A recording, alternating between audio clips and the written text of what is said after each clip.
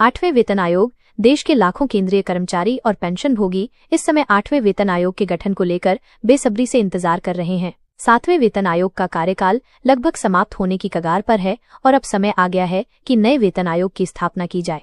हालांकि केंद्र सरकार ने जनवरी 2025 में 8वें वेतन आयोग के गठन की घोषणा की थी, लेकिन अब तक इसे लेकर कोई ठोस कदम नहीं उठाया गया है। इस देरी से कर्मचारी संगठनों में बेचैनी बढ़ रही है और वे सरकार से तत्काल कार्रवाई की मांग कर रहे हैं। स्थिति ये है कि आयोग के टर्म ऑफ रेफरेंस से लेकर अध्यक्ष की नियुक्ति तक कोई भी प्रक्रिया अभी तक पूरी नहीं हुई है।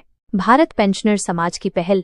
देश की सबसे पुरानी और प्रभावशाली पेंशनभोगी संस्था भारत पेंशनर समाज ने इस मुद्दे को गंभीरता से लेते हुए सरकार के समक्ष अपनी चिंताएं व्यक्त की हैं। संस्था ने वित्त मंत्री और कार्मिक एवं प्रशिक्षण विभाग के सचिव को एक विस्तृत पत्र लिखकर 8वें वेतन आयोग के गठन में हो रही देरी पर गहरी चिंता जताई है। इस पत्र में संस्था ने स्पष्ट रूप से 3 मुख्य मांगे रखी हैं, जिनका तत्काल समाधान आवश्यक है। भारत पेंशनर समाज का यह कदम न केवल पेंशनभोगियों की आवाज उठाने का प्रयास है, बल्कि सरकार को अपनी जिम्मेदारियों का एहसास दिलाने का भी प्रयास है। संस्था का मानना है कि इस देरी से करोड़ों कर्मचारियों और पेंशनभोगियों के हितों पर नकारात्मक प्रभाव पड़ रहा है। पहली मांग, टर्म ऑफ रेफरेंस का तत्काल निर्धारण।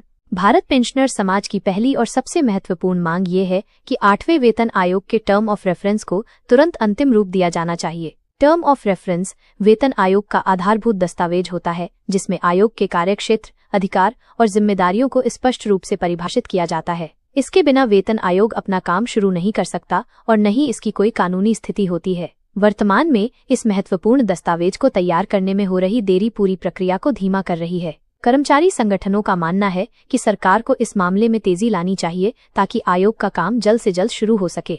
संस्था की दूसरी प्रमुख मांग 8वें वेतन आयोग के अध्यक्ष और सदस्यों की जल्द से जल्द नियुक्ति से संबंधित है। वेतन आयोग की सफलता काफी हद तक इसके अध्यक्ष और सदस्यों की योग्यता और अनुभव पर निर्भर करती है। इसलिए इन पदों पर ऐसे व्यक्तियों की नियुक्ति होनी चाहिए जो न केवल अर्थशास्त्र और प्रशासन के क्षेत्र में विशेषज्ञता रखते हों, बल्कि कर्मचारियों की समस्याओं को भी समझते हों। अध्यक्ष और सदस्यों की नियुक्ति के बिना वेतन आयोग का गठन अधूरा है और इसकी कार्यप्रणाली शुरू नहीं हो सकती। कर्मचारी संगठनों का यह स्पष्ट मानना है कि सरकार को इस मामले में और अधिक देरी नहीं करनी चाहिए। तीसरी मांग, पेंशनभोगियों का उचित प्रतिनिधित्व। भारत पेंशनर समाज की तीसरी महत्वपूर्ण मांग ये है कि 8वें वेतन आयोग में पेंशनभोगियों का उचित प्रतिनिधित्व सुनिश्चित किया जाना चाहिए। पिछले वेतन आयोगों के अनुभव से यह स्पष्ट हो गया है कि जब तक पेंशनभोगियों की आवाज सीधे तौर पर वेतन आयोग तक नहीं पहुंचती, तब तक उनकी समस्याओं का सही समाधान नहीं हो पाता। पेंशनभोगियों की अपनी अलग चुनौतियां और आवश्यकताएं होती हैं, जो सेवारत कर्मचारियों से भिन्न होती हैं। इसलिए वेतन आयोग में पेंशनभोगियों का प्रतिनिधित्व न केवल उचित है, बल्कि आवश्यक भी है। यह सुनिश्चित करने से पेंशन संबंधी नीतियों में बेहतर सुधार आ सकेगा। सोशल मीडिया पर फैलती अफवाहों का प्रभाव। 8वें वेतन आयोग के गठन में हो रही देरी का एक नकारात्मक परिणाम ये है कि सोशल मीडिया और अन्य प्लेटफॉर्म पर तरह तरह की अफवाहें फैल रही हैं। इन अफवाहों से न केवल कर्मचारियों और पेंशनभोगियों में भ्रम की स्थिति पैदा हो रही है, बल्कि उनके मनोबल पर भी नकारात्मक प्रभाव पड़ रहा है। कुछ लोग गलत जानकारी फैलाकर कर्मचारियों की भावनाओं का फायदा उठाने की कोशिश कर रहे हैं। भारत पेंशनर समाज ने अपने पत्र में इस समस्या की ओर सरकार का ध्यान आकर्षित किया है और अनुरोध किया है कि तत्काल स्पष्टता लाई जाए। जब तक सरकार की ओर से कोई आधिकारिक घोषणा नहीं होती, तब तक ये अफवाहों का सिलसिला चलता रहेगा। सरकार से तत्काल कार्रवाई की अपेक्षा।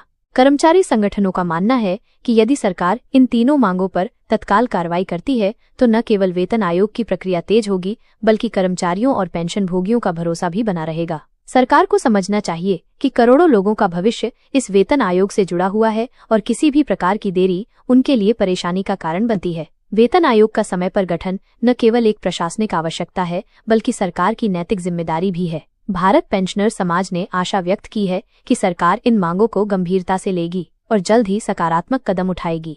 कर्मचारियों की उम्मीदें और चुनौतियां।